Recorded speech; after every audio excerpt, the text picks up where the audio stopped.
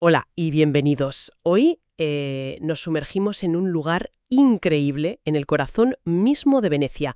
Vamos a explorar la Basílica de San Marcos, una auténtica joya, vamos. Tenemos un extracto muy bueno que se centra en su historia, que es bastante movida, y en, bueno, todo su esplendor. El plan es ese, ¿no? Desentrañar un poco los secretos de este edificio tan emblemático. Queremos ir más allá de la foto típica. Desde sus orígenes, que ya os digo que tienen tela, hasta los tesoros que guarda dentro, que son casi de no creer. La idea es entender por qué San Marcos es, bueno, mucho más que una iglesia bonita, ¿verdad? Es como el ADN de Venecia.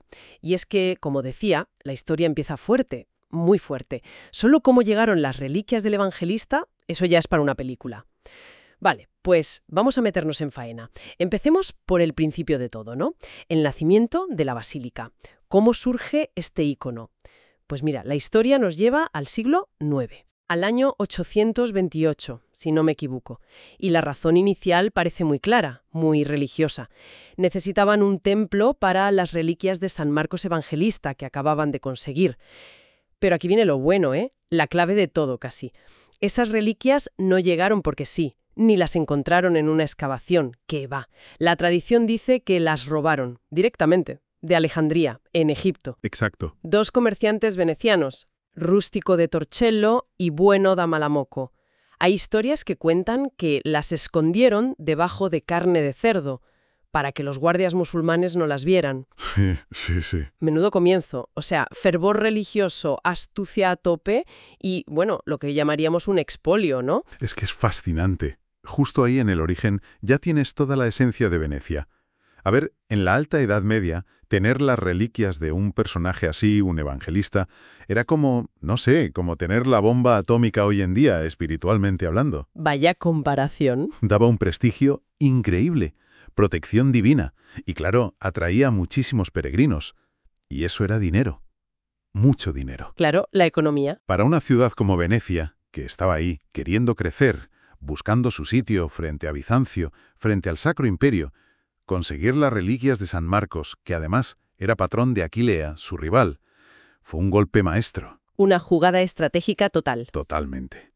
Y ese acto de los mercaderes, que ellos veían como algo piadoso, una pía emulatio, una competición santa o un traslado furtivo, justificado por la fe. Ya. Pues eso revela esa mezcla tan veneciana, pragmatismo puro y duro, una ambición sin límites y esa relación tan especial con Oriente, a veces de admiración, a veces de rapiña. No era solo fe, era política de alto nivel disfrazada de devoción, pura y dura. O sea que desde el minuto cero, clarísimo. La basílica es mucho más que un sitio para rezar. Es como una declaración de intenciones de toda la ciudad-estado. Y esa conexión con Oriente tan fuerte, tan compleja, se nota en cómo es el edificio. El texto dice que el estilo es sobre todo bizantino, pero que luego se añadieron cosas góticas y renacentistas. ¿Eso qué significa? ¿Qué vemos? Exactamente. El impacto visual de San Marcos viene en gran parte de esa raíz bizantina. Piensa en el estilo de Constantinopla, la capital del Imperio Romano de Oriente. Buscaban la magnificencia, el lujo, el impacto sensorial. Ajá. Grandes cúpulas que se apoyan en pechinas, ¿sabes? Esas estructuras curvas que permiten pasar del cuadrado de la base al círculo de la cúpula. Sí, las conozco. Y sobre todo, el uso masivo de mosaicos dorados, cubriendo todo. Eso hace que los muros parezcan desaparecer, crea una atmósfera como sobrenatural. ¡Wow! Y la planta, a menudo de cruz griega, centralizada, crea espacios muy amplios, muy envolventes. San Marcos coge ese modelo. Se inspira mucho en iglesias de Constantinopla, como la de los Santos Apóstoles, pero, y esto es lo interesante, no es una copia, es una reinterpretación veneciana. Ah, vale. Y sobre esa base bizantina, pues claro, pasan los siglos y se van sumando cosas, elementos que reflejan cómo evoluciona Venecia. Pináculos góticos, arcos apuntados, eso viene de sus contactos con el norte de Europa. Claro, el comercio. Y luego, detalles ya renacentistas, cuando Venecia se abre también a las nuevas ideas de Italia. Es como si la basílica fuera un ser vivo que ha ido absorbiendo influencias. Muy curioso. Un ser vivo que se presenta al mundo con una fachada que quita el hipo, El extracto habla de arcos, columnas traídas de sitios distintos, otra señal de esa conexión global, pero sobre todo los mosaicos exteriores. Y aquí es donde, según el texto, la cosa se pone muy interesante, porque no son solo adornos, cuentan historias. Pero, ¿qué historias? ¿Qué contaban exactamente? Pues la fachada es la cara pública de la República, literalmente. Y como tal es un medio de comunicación potentísimo, un escaparate. Los mosaicos de la fachada, algunos son originales, otros han rehecho, claro, cuentan episodios clave. Por supuesto, escenas de la Biblia, el juicio final, para enseñar y advertir a la gente, lo típico. Lo normal en una iglesia. Pero también, y esto es muy veneciano, cuentan la historia de la propia Venecia y de la basílica, especialmente el traslado de las reliquias de San Marcos. Anda, se autopromocionaban, digamos. Claro, es una forma de celebrar su propia historia, de legitimar ese acto inicial tan audaz, y demostrar lo piadosa que era la ciudad y que Dios estaba de su parte. Funcionaban como un libro de imágenes para la mayoría de la gente que no sabía leer. Pero también era una campaña de imagen muy sofisticada. Cada detalle, las columnas de mármoles raros, los relieves, todo gritaba: somos Venecia, piadosos, ricos, poderosos y bendecidos. Una declaración en toda regla. Y coronando todo eso están los famosos caballos de San Marcos. El extracto nos recuerda algo importante. Los que vemos ahora fuera, en la logia, son copias. Muy buenas, pero copias. Los originales, que son una cuadriga de bronce dorado mucho más antigua y con una historia de viajes increíble, están dentro, en el museo. Otro trofeo, convertido en símbolo. Exacto. La historia de esos caballos es otro capítulo alucinante. Refuerza esa idea de Venecia como coleccionista y exhibidora de tesoros del mundo antiguo, sobre todo de Oriente. ¿Se sabe de dónde son exactamente? Pues no se sabe seguro si son griegos helenísticos o romanos imperiales. Lo que sí se sabe es que estaban en el hipódromo de Constantinopla. Ajá. Llegaron a Venecia como botín de guerra, después del saqueo de Constantinopla en la Cuarta Cruzada, en 1204, un evento donde Venecia jugó un papel muy importante y, seamos sinceros, bastante interesado. Vaya. Ponerlos en la fachada de su basílica más importante fue una declaración brutal de victoria y de que ellos eran los herederos del imperio. Incluso Napoleón se los llevó a París, luego los devolvieron, claro. Madre mía, qué ajetreo para unos caballos. Son un símbolo potentísimo del poder veneciano, de cómo se acopiaban de símbolos del pasado, del prestigio del Imperio Romano de Oriente. Es que es increíble. Cada cosa tiene como capas y capas de historia y significado. Si la fachada ya nos deja así, ¿qué pasa dentro? La descripción que tenemos habla de un mar de mosaicos dorados, más de 8.000 metros cuadrados. Intento imaginarlo, entrar desde la plaza con la luz del sol a un espacio donde todo brilla, donde las paredes y las cúpulas son de oro. Es que la experiencia sensorial está diseñada para eso, para sobrecoger, para transportarte. Los artistas bizantinos, y luego los venecianos, eran maestros usando las teselas, los trocitos de vidrio con pan de oro. Sí. Las colocaban con ángulos un poquito diferentes, a propósito, para que la luz de las ventanas, de las lámparas, rebotara de forma dinámica, creando un efecto como vibrante, casi líquido. ¡Qué maravilla! La intención era clarísima: crear un espacio que no pareciera de este mundo, como un adelanto del cielo, de la Jerusalén celestial. Entiendo. Es una inmersión total en un ambiente sagrado, lujoso, etéreo. Te separaba completamente del jaleo de la ciudad, del comercio de fuera.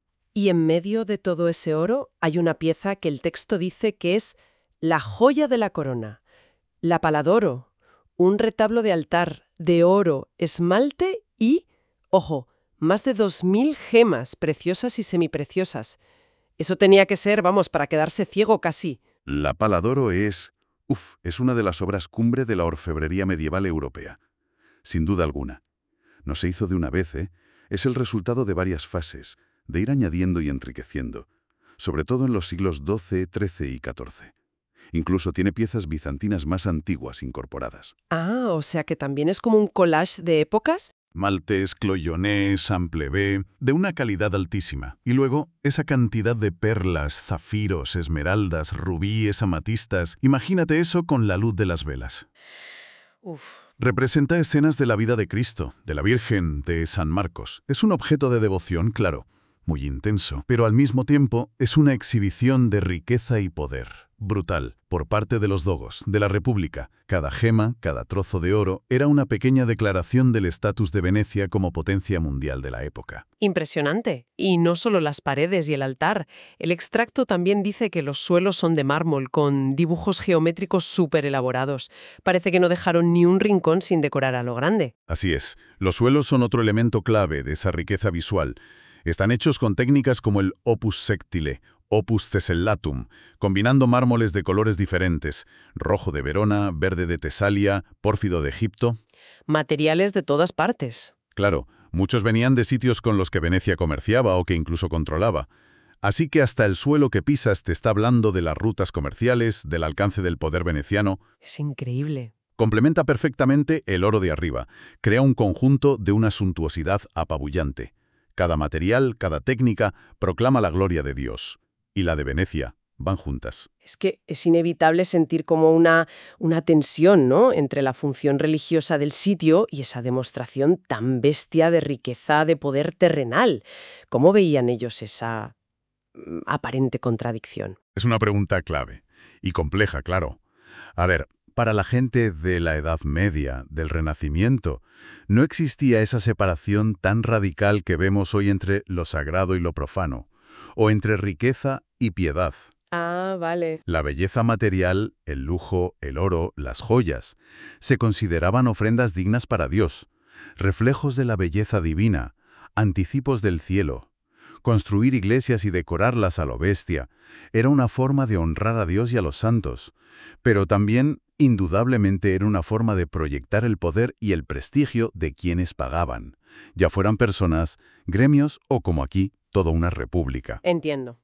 Tenía esa doble función. Había teólogos que avisaban sobre el exceso de lujo, claro que sí, pero en general esta pompa se veía como algo legítimo, incluso necesario para visualizar la grandeza de la fe y del poder que la apoyaba. La basílica era, a la vez, la casa de Dios y el salón del trono simbólico de la República. Las dos cosas. Entendido. Esa fusión es fundamental. Y esto nos lleva ya a la idea central que destaca el texto, ¿no? La basílica como el gran símbolo de Venecia, el símbolo que perdura. Después de todo esto que hemos hablado, ¿cómo se resume ese simbolismo? ¿Qué dice San Marcos sobre Venecia? Pues creo que lo sintetiza perfectamente. Resume la identidad única y compleja de Venecia. Resume su historia, su ambición, su lugar en el mundo. A ver, repasemos. Empieza con el origen. Se funda sobre reliquias traídas de Oriente, con un acto muy audaz. Sí. Su lenguaje arquitectónico principal es bizantino, un lazo irrompible con ese este del que tanto dependía y con el que tanto competía. Cierto. La fachada cuenta su propia historia glorificada, mezclada con la historia sagrada. La autopromoción que decíamos. El interior deslumbra con una riqueza casi oriental, pagada con el comercio global, sobre todo con Levante. Los tesoros que guarda, como los caballos o la pala de oro, muchas veces vienen de esa relación con Bizancio y Oriente. Comercio, diplomacia, conquista. Todo apunta hacia allí. Todo en San Marcos habla de una ciudad que fue un puente entre Oriente y Occidente, un crisol de culturas, una potencia marítima y comercial única, y una república orgullosísima de ser diferente, de su fe y de su poder. Es el espejo en el que Venecia se miraba y se reconocía. Queda clarísimo ahora. Hemos ido desde esa historia casi de espías con las reliquias a entender cómo la mezcla de estilos es como un libro de historia en piedra. Hemos visto la fachada como un anuncio gigante y nos hemos maravillado con ese brillo interior que es fe y poder a la vez. Todo para entender eso, que San Marcos no es solo un edificio, es Venecia hecha edificio. Y quizá como reflexión final para quien nos escucha, podríamos volver a esa tensión que comentabas antes. Ajá. Hemos visto que la basílica nace de conseguir o apropiarse de reliquias orientales, se viste con arte de inspiración bizantina, se paga, en gran parte, con el comercio y el poder sobre esas mismas zonas de Oriente. Ante esto, ¿cómo podemos pensar hoy sobre esa red tan complicada de relaciones entre fe, ambición política, comercio y lo que ahora llamamos apropiación cultural? Es una buena pregunta. Los muros de San Marcos guardan siglos de historia, de belleza increíble, pero también de estas complejidades. Quizá la invitación sea a admirar su esplendor, sí, pero sin dejar de preguntarnos por todas esas capas de significado, por las dinámicas de poder que hay bajo el oro y los mármoles, Es parte de entender nuestro legado cultural, con toda su riqueza y a veces su incomodidad, ¿no crees?